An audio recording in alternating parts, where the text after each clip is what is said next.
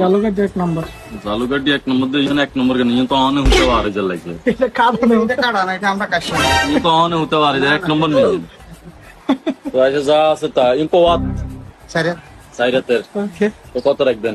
দেখছেন 120 কে দেন। হ্যাঁ 120 কত হইলে 150 টাকা, আমরা অন্য কাস্টমার কাছে 180 টাকা 160 টাকা।